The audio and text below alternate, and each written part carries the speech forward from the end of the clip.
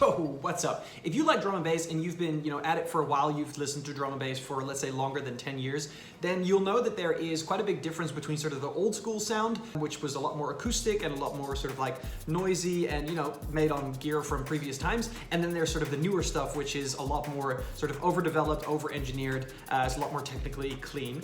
And there's a lot of, in the drum and bass community, there's a lot of sort of back and forth about which one's better. However, one thing that is just really interesting to see is Mozey. Mozey is essentially making a lot of really, really catchy tunes, and he's blowing up as an artist, not only because he's just a really great performer. I mean, look at this.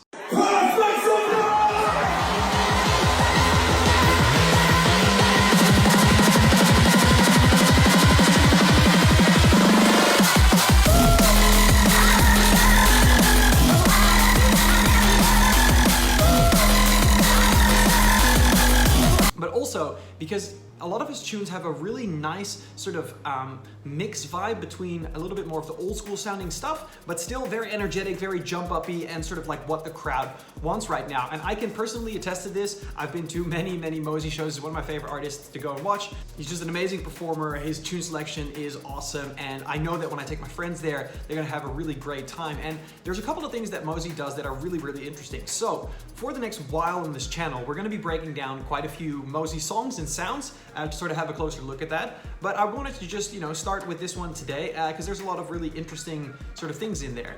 And what I like about Mozey, and which you'll see in this tutorial as well, is that he keeps things quite simple. The sound design is not that complicated. There's actually not that many elements in the mix. However, the song still feels full. It feels like, it doesn't need anything else. It doesn't necessarily need to be double dropped. It can be, but it can also carry the weight itself. And because there is a lot of sort of acoustic properties in there, it just really holds up as a tune, both that you can rinse in sort of like a darker, more intimate setting in like a club or at a giant festival with fire and whatnot. You probably, if you've been on social media lately, you've seen him just going around in a cowboy hat, fucking blowing the roof off of places, and it just looks super dope. He's such a showman, and his latest album called Cowboys on Mars, or whatever it's called, is absolute fire. So today we're going to look at one tune in particular that I've seen a couple of really cool clips from, like this one.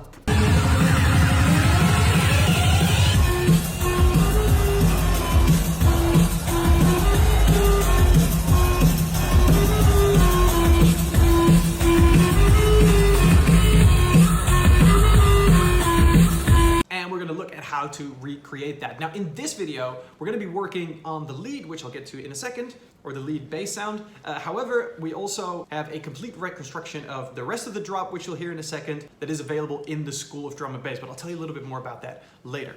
All right, so let's jump into Ableton. Now, I'm just going to make you listen to the original really quickly once more so that we have our reference, which sounds like this.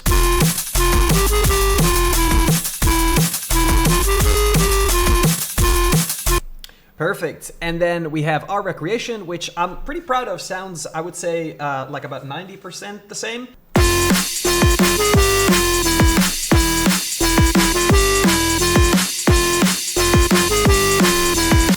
We have a couple of layers here. Like I said, we are going to be talking about this one in particular in this YouTube video.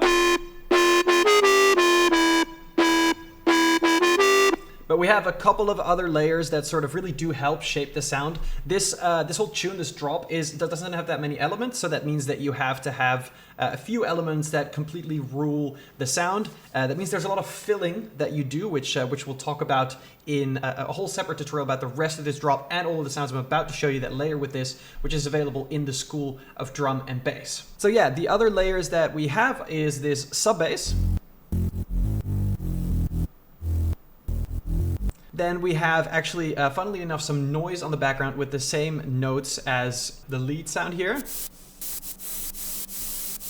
this sounds a bit weird by itself, but it actually really helps fill up the track, once again, because we don't have that many elements. We'll talk a lot more about that. And then we have the drums. The drums are actually quite interesting. So Mozey likes to use, from what I can hear, quite acoustic sounding drums with a lot of sort of noise layering to it and a lot of, sort of like airiness to it. So we've got a kick here that we made in Serum. That's not that special. And then we have a snare here that consists of a normal snare, which sounds like this. So it really has that transient, but then also a very acoustic sort of noisy layer. And those really combine to make a really pretty awesome looking snare here. As you can see, I've just bounced it out real quick. Pretty beautiful. And then there's a few top elements that sound together like this. And the whole thing sounds like this then.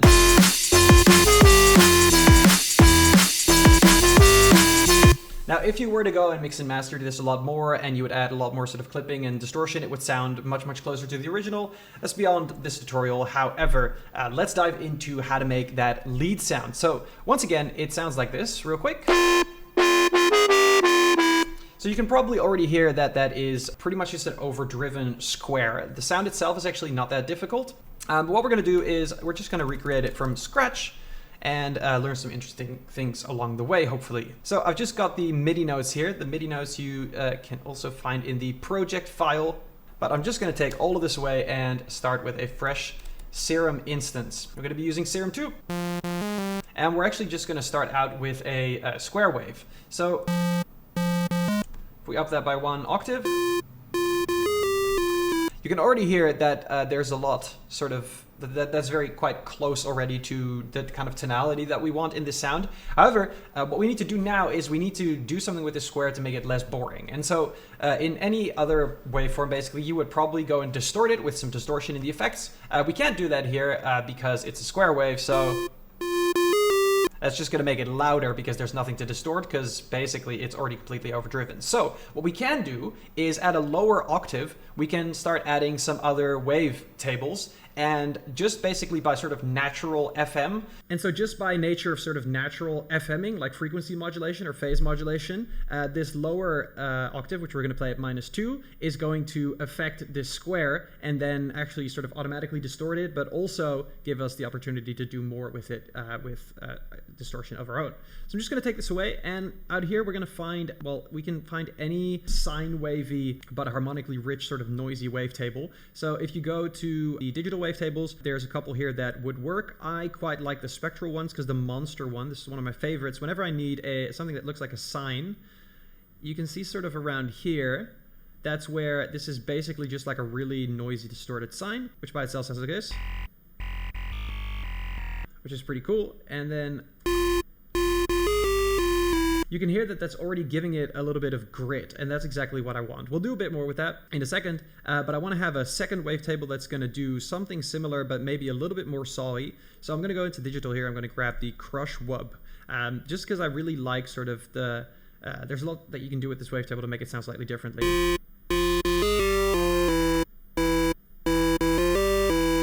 Okay, so now what we have is we have two separate tables that are at a lower octave. By the way, we need to put this at 2. Giving us some of that grit that we want, that we can go on further to distort then. So that's what we're going to do. We're going to add a distortion here, and I would like to put it on overdrive, just because we want quite some heavy distortion, I think. And you can also kind of, notice that we probably need a little bit of filtering. Even though that square is being distorted in the low end now, it's still got a lot of that top end tonality. So we're going to be making a LFO shape. Let's make something like this for now. We can always change it later. We're going to put that on the cutoff here. And of course, we need to make sure that, we hit B and C as well. And then maybe... And you can hear that now already we're getting pretty close. Like I said, this is not a very difficult sound. So we got some distortion, and we might do a little bit more of that later, but for now, let's just add a simple compressor to add some gain here, and maybe overdrive it a little bit more. Let's add like, I don't know, like 13. But I want the attack of this to be 0. I want the whole thing to be compressed. Okay, let's also maybe add a separate sub at -2 octaves as well, but that we put it on direct out. So you can do that here and click on direct so that it won't be affected by our whole chain here.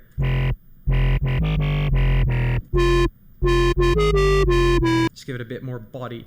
Okay, we're probably going to cut that later and insert our own sub, right? But just in case you didn't want to do that, I guess. But some of the post-processing later is going to affect that, and yeah, we'll see. It just gives it a little bit more body. So because we're going to be adding a sub later, like as in a separate patch, we don't really need this low end. So what we can do is we can go ahead and grab an equalizer and just kind of like cut that off.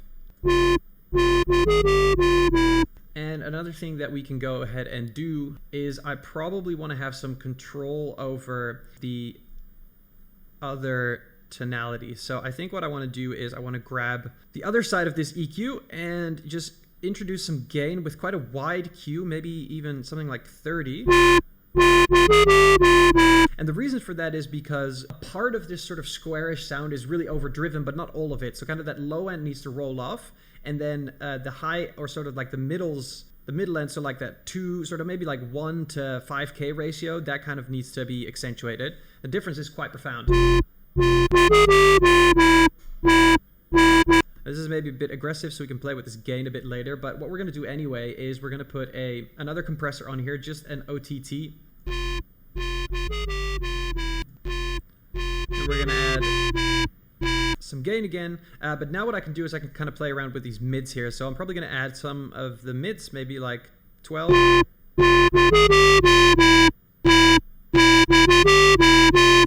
Okay, nice.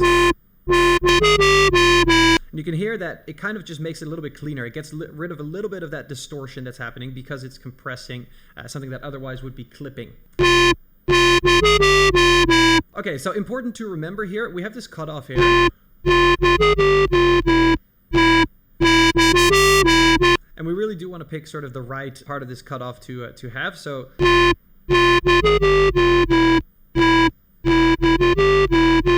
going to put it there for now. I might change it again later. And then we're going to move into some post-processing. So one thing that I kind of want to do is we're doing a lot of volume control here, and we like to have a little bit of distortion. So I'm going to put a K-clip on here.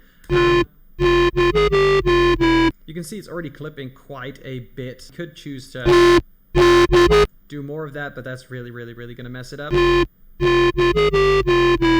But this sounds actually quite nice, and it also levels it out, right? It makes sure that the rest of it doesn't clip here in Ableton, which is good for mixing later. Then I want to add some reverb. You could have also done this in Serum. However, I haven't really found a great way to clip in Serum. I just think using an external clipper is better, and you don't really want to clip usually after the reverb. So we don't need that much. We need something between 20 and 30%, and we don't need that much decay. It's just mostly to make it sound a bit roomy and to give it a little bit sort of more juice.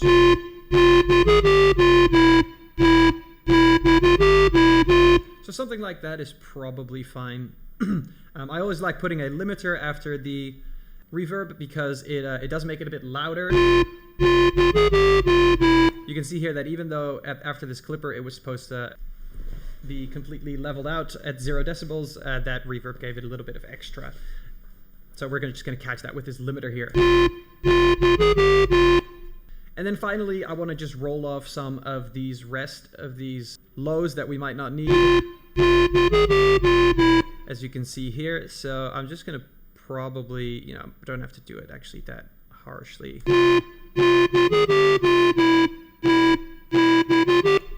Nice. And then so what we can do is there's a couple of knobs in here that we can control to make the sound a little bit different. So we can kind of choose here between how gritty we want it to be and how melodic we want it to be. Sort of the melodicness comes from that square, the grittiness comes from these sine waves and from the distortion. So what we could do is, we could actually probably put this up a bit. And if we turn up the level of one of these,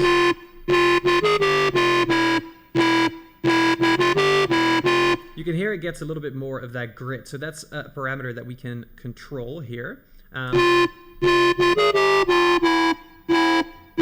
That crush wavetable position also matters quite a bit. And of course we can play around with more or less distortion. We could, for example, put the LFO on here. Just give it a little bit more movement. Something like that. And we could even choose to turn this on. Might even be better with it off. That's really up to you. And if we really wanted to, we could also, add in some things like some hyper and some dimension just to make it a little bit more wide, but you do have to watch out with that. Maybe we could put some chorus on it as well for the very same reason. But again, we really do have to sort of turn down this mix a lot.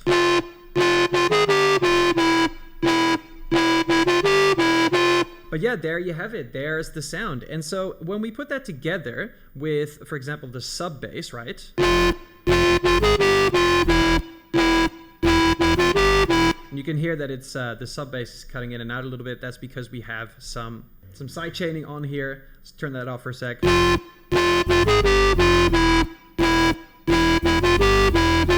So now we haven't even layered anything really, like we haven't got multiple synths going on, but it feels very, very, very full. And what's nice about it is that if we combine that with sort of some extra layers such as this noise and the drums and stuff like that, it'll really build up to a proper track. So let me just play that out for you and maybe get you interested to watch the full tutorial on the rest of this in the School of Drum and Bass, and then let's wrap up the video. So yeah, let's say that I just had the drums, right? We're gonna start with the drums. I'm just gonna put the kick on now. So that's nice, that's quite a noisy kick, right? And then let's put on one of the snares, but give that acoustic layer. All right, and let's add some hi-hats and some crashes, and then some extra top noise. And now let's add the sub bass. So this sounds, you know, like nice and full, and then we put this pretty big lead on there now.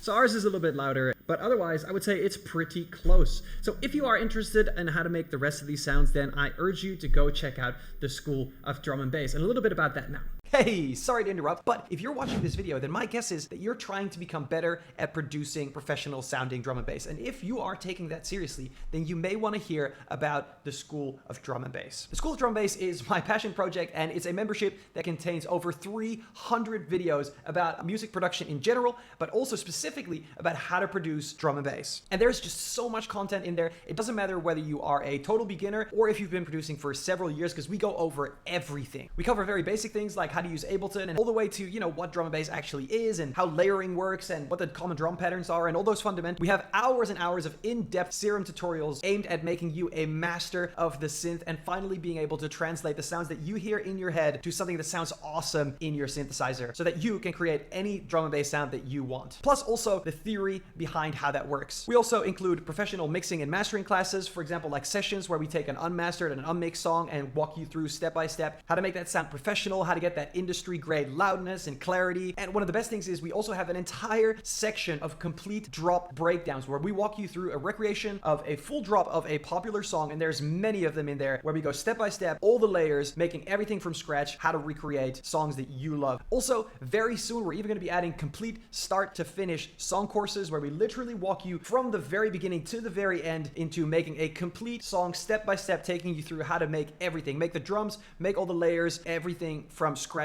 and teaching you so many things you would have never found on YouTube. Actually add new videos every single week. Things like in-depth tutorials on super creative sound design, arrangement exercises, breaking down like the secrets of hot artists right now and what we can learn from them and what we can take away. Honestly, the School of Drum and Bass right now is probably the biggest, but definitely the most comprehensive drum and bass production learning resource out there on the internet today. And the best part is that right now we have a super special deal. The first 7 days you can join for just £1 British pound. So if that sounds like you and you may want to check that out, then go to the link in the description down here, or simply go to howtodrumandbass.com and make today the first day of your journey towards becoming a professional drum and bass producer. All right. Anyway, thank you so much for watching. Thank you for taking the time to make music with me. I really appreciate that. And good on you also for chasing your dreams. So yeah, without further ado, that's the tutorial. I hope to see you inside the School of Drum and Bass or the next video. And I hope you have a great day.